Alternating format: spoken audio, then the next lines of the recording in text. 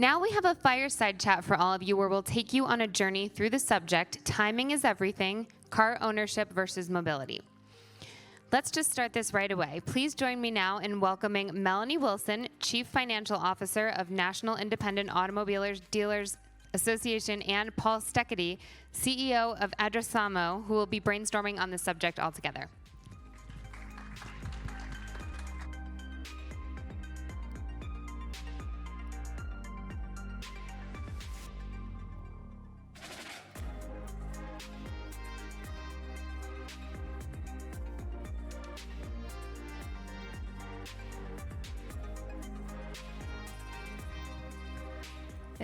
We lost Paul, so there he is.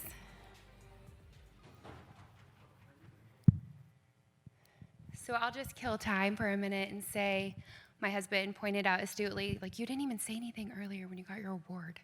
And I said, oh, they're gonna hear enough from me later today, it's fine. And now you get to hear from me like back to back. So by the end of the day, you'll be thanking me for not saying anything earlier.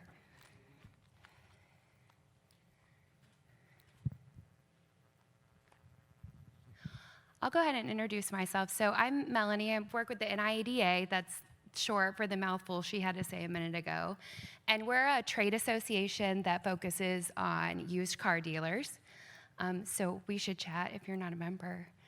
And so we educate, legislate, advocacy, all of that kind of stuff. And I'm excited to be here because I think that sometimes when you talk to our dealers, and Sharon and Russ were saying it earlier, they get really stuck in their mold of what their dealership is and how you sell a car to a consumer. And so I think a lot of this discussion about car ownership, mobility, is all discussions we need to be having at a global level, but also with the dealers to help them understand how these changes don't change necessarily their dealership, it just changes the way that they're gonna do business. But what I want to talk about with Paul, he's like an advertising expert. And we were chatting about really what is the realistic view of shared mobility from a consumer perspective. I think if I've learned anything the last couple of days, there's some brilliant minds sitting here who are very familiar with the AI and the technology and where that's progressing and how quickly. But I'm not always so sure that the consumers are following along as quickly as we are. We look back and say, oh, we've come so far in this theory of shared mobility and autonomous vehicles, but I think the consumer's lagging a little bit behind just in that theory.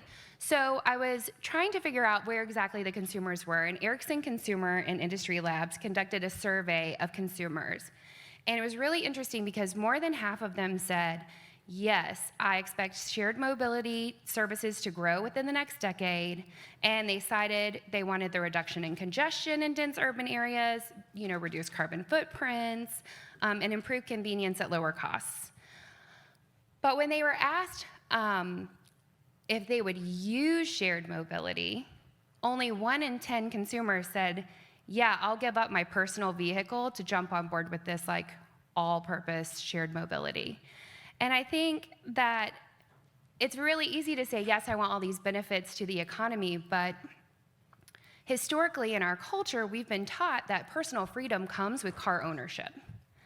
Personal freedom comes with car ownership. And I think breaking that mold and how the consumer thinks about it is really gonna be key to shared mobility taking off.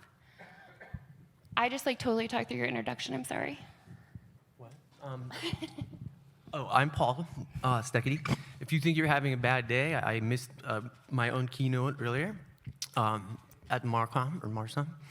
I own a company called Addressamo, which is a digital social marketing agency. It stands for addressable, social, and mobile. And we just did a campaign for Black Lives Matter that I'm really proud of. With Black Lives Matter for Juneteenth, on Juneteenth, because I didn't know about it, and I found out about it, and I found out that it's a celebration, and I thought that's a message I really want to get out to people, that it's not, it's about the good thing that happened on that day with the emancipation. So we ran a campaign on Instagram like really scrappy, like, 'cause, you know, we didn't even get up till 10 p.m. at night. And it has right now like 3.5 million views, all organic. It's got like 10,000 likes, and it's still growing. And it was a really simple, you know, Instagram scroll, and it ended with a piece of art. And we just got great engagement on it. Like, everyone's like, this is so cool, like, this is awesome. We got like 200 comments. And that's it, so I'm proud of it. And that's a good way, I think, to introduce you to me and what I do. So I'll talk probably a lot about marketing in the history. So Paul, when we talk about this idea of your personal car being some kind of freedom and independence, how do you think that, and who do you think needs to start shifting that culture and communicating a different message that would be more in line with shared mobility? That's a good question, Melanie. I think it could be a combination of like dealers.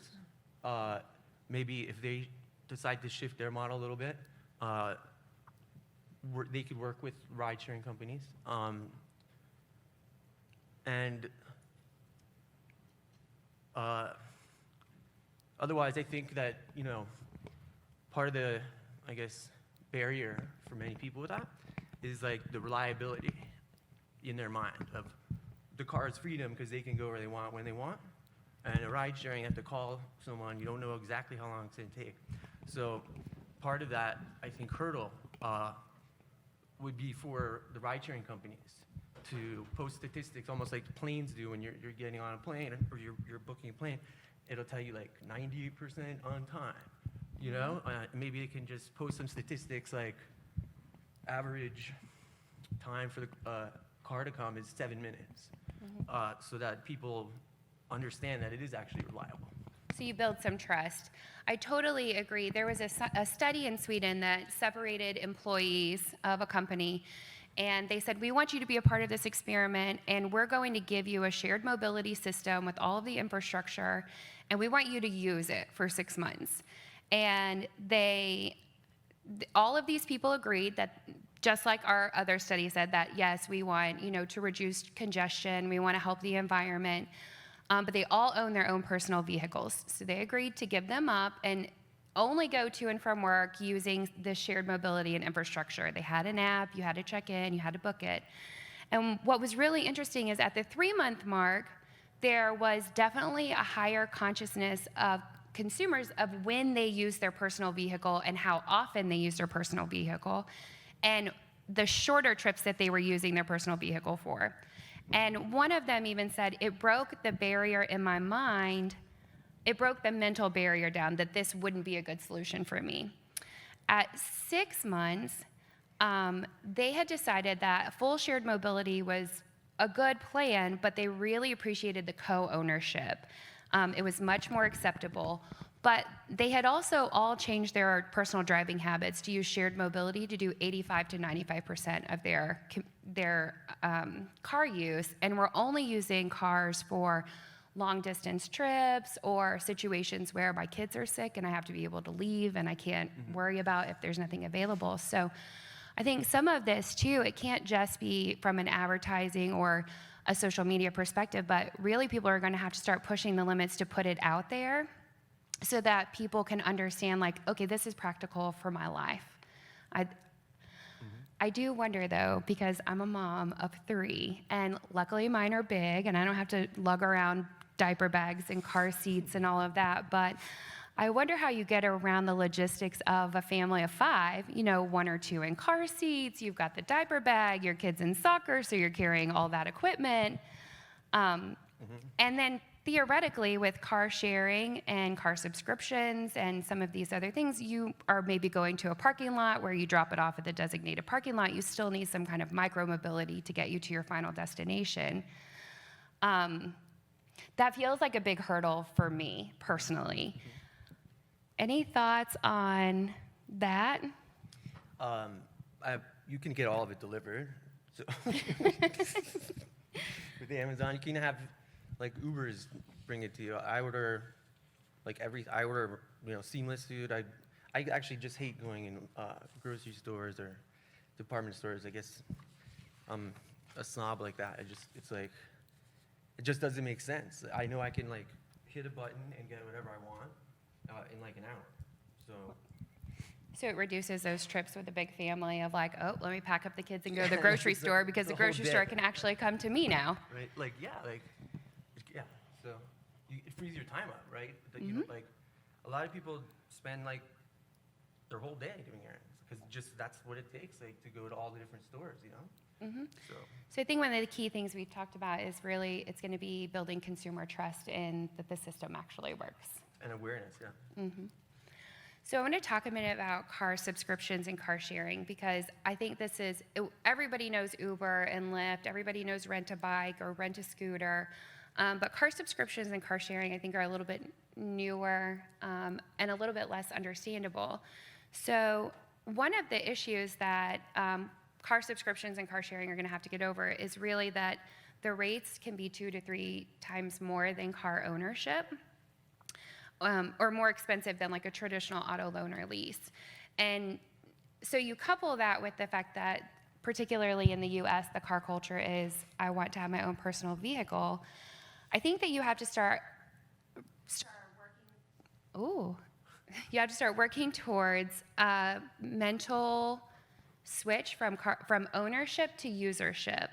And how does marketing or social media impact that relationship? Could you ask that question? Yes, so I think that there has to be a shift in thinking overall from ownership to usership. So maybe I don't own the vehicle, maybe it's less important to own it, and having access to it is more important. Right. I agree. How does marketing, social media, and digital whatevers, how does that impact that relationship? Did you say that like the subscription is more expensive than a lease? It can be at this point in time. Someone may feel differently. There's much smarter people out there. Well, I mean, one of the benefits we were talking about earlier is, in my mind, the sort of variety, you know, that you can have. You know, they have different cars, so you're kind of subscribing, you know, like to like a subscription box or something that you'll get. So that to me is like a point of value that makes it, you know, worth it if it's a little bit more money.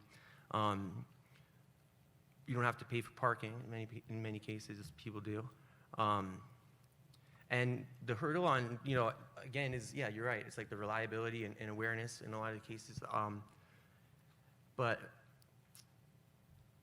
like even dealerships could supply the cars, you know, the fleets, or make their own subscription model, you know. And if someone's coming in and is looking at a lease, they can, you know, mention the subscription model that they also offer with their cars.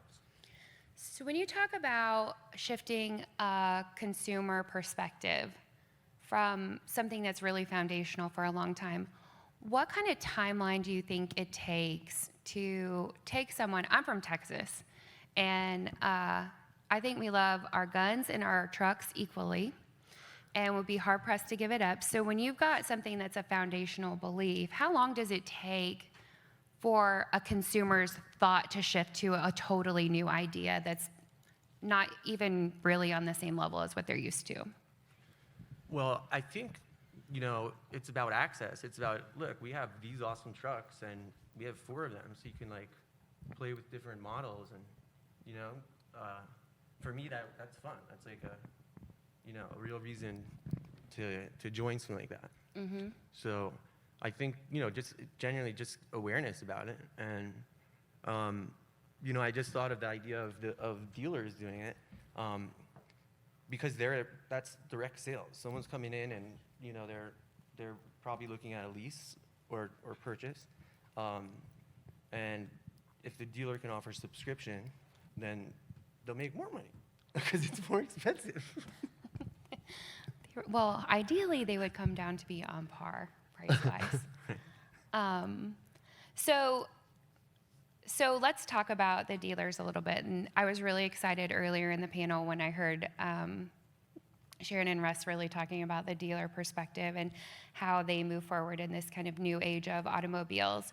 So dealers have a really big opportunity if this becomes mainstream, as long as they can shift their focus from a customer's car needs to their total transportation needs. I think you talked a little bit of, a diversity of offerings, and really, I think they have to focus in on where are they, what are the needs of their specific locations. So if I'm in a dense urban area, I may not need the same things that someone in a more rural or kind of suburban area may be. And so you still get back to the consumer needing to shift their thought from ownership to usership. Oh, I thought you were going to say something. No. Not yet. Okay. But this thinking, I agree. you agree, but this thinking isn't really unheard of. We have brands like Spotify, we have Rent the Runway, who have all been very effective in being able to teach consumers that you don't have to own something to be able to have access to it. And they have shown that you can show value in the fact that I really don't want to spend $3,000 for that dress I'm going to wear one time. But I can rent it for $300 and send it back, and then someone else can. And you're right, if you have this rotation of inventory you're sending out and coming back, there is potential for more profit there because you're turning the inventory over more often. Mm-hmm. I think the question dealers have to answer for consumers is, can they make access more valuable than ownership? I agree. And in terms of, you were asking a little bit about how the perception could get changed. And we were talking about, the family-owned dealership, let's say, and, the son is taking it over, and he sees the world way differently than his dad, who's probably, putting ads in newspapers and, with the price in the car and whatever. So I think there's digital and social opportunity where instead of putting the ad in the newspaper, you put it on social. Or you could take banner ads. You can kind of get the message out, and you could do it hyper locally too, because that's your customers. So I was envisioning the son being like, okay, great, I'm gonna do some advertising, and I'm gonna focus on the fact that you can access all of these cars for this price. Come to the dealership. Come to the dealership and see, right? Yeah, I think just more digital marketing for something like that, for awareness also. Yeah, I have seen when you talk to dealers, a lot more of them are like, where are you selling your cars? On Facebook Marketplace. I'm selling them on eBay and their auto platform. So I think the shift is there. I think they're moving towards it. It's slow progress, but I think especially as we see, as you mentioned, the legacy dealerships where grandpa started it, dad runs it, son's coming in and wants to upend the whole thing and do it totally different, that we'll start seeing some of these shifts in mentality across the industry. Mm-hmm. But I think very practically and immediately that dealers could simply have wider access to their loaner fleets. We talked earlier about how they had kind of diminished their loaner fleets, but there's potential for a surplus of cars. Well, turn your loaner fleet into one that everyone has access to. Or do short-term rental of cars that are coming off lease, and I'm going on vacation, and I don't want to drive my car, so I want to take this one, or maybe I have an EV and it's not going to get me there and back, so I'll go rent from a dealer instead of the Hertz's or Avis or anything like that. And I think that they need to start offering car subscriptions, like we talked about, or other modes of purchasing vehicles rather than just sales, leases, and servicing. Mm-hmm. Yeah, and I mean, part of the thing I think when people are in purchase consideration for a car, it's a big ticket item. You're gonna have it for a while. Is you want to drive it first, you want to test drive it. Mm-hmm. So I think it's a neat idea to sell it on Facebook Marketplace or even eBay. Mm-hmm. But if it's a $30,000 car or something, what's the return policy? It shows up. 10 days, try and buy. They give you a box. Yep. I mean, some of the dealers are doing like unlimited test drives, and they'll bring the car to you, and you can keep it for 24 hours and sort of see if you like it and how it would fit in your life. I think that's pretty smart too, and I think you could incorporate that in places like Facebook Marketplace and help people get over the hurdle of buying a car digitally. And I mean, you see something like Tesla going direct to consumer. I hope you guys can hear me. Yeah. You would tell me if you couldn't, right? Okay. I don't love the sound of my voice. But, yeah, like Tesla broke the model in many ways by going direct to consumer when it was like technically illegal, but he just did it, and no one stopped him. But like he's built a reputation of what the car is, so and they're only actually he has some dealerships now, but people are comfortable enough, trusting enough that it's good and they'll buy it. And I mean, he's done some really interesting things with his pricing models and how he sold it. Like the Cybertruck campaign was huge, and I was thinking about it. That people say when you buy a car, it is a completely depreciating asset the second it comes off the lot. So that's another reason for people, I think, to consider subscription models and stuff like that instead of ownership, right? Usership instead of ownership. But another thing that I just found pretty interesting about how he launched the Cybertruck is, he did it all digitally. He did a stunt. He didn't do any advertising. He everyone knew about it.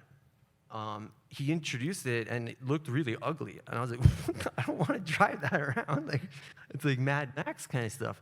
And I live in Manhattan, so like, I don't want to scare people.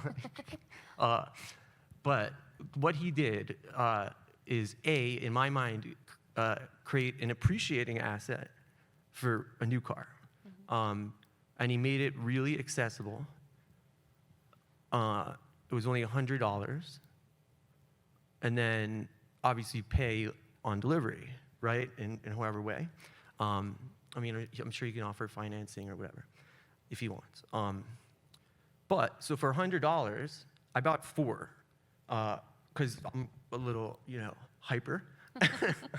But so I have in my mind an appreciating asset for $100 that's worth $45,000, and if there's a demand problem again, like he can't manufacture enough, excuse me, I could resell it for more. Well, for like if I bought it for $100 and it's worth 40, and people want it so much because they can't get one, then maybe I sell for 50. So I turned the $100 into $10,000. I'm like, oh, I like Cybertrucks. Don't make too many of them. That's great. I think we are about out of time, so I'll open it up. If anyone has any comments or questions, I'd love to hear your feedback, where you think things may be going.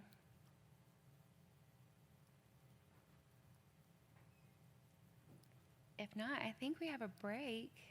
And then you get to see me again. You're welcome. Thanks, everybody. Appreciate it. Thank you.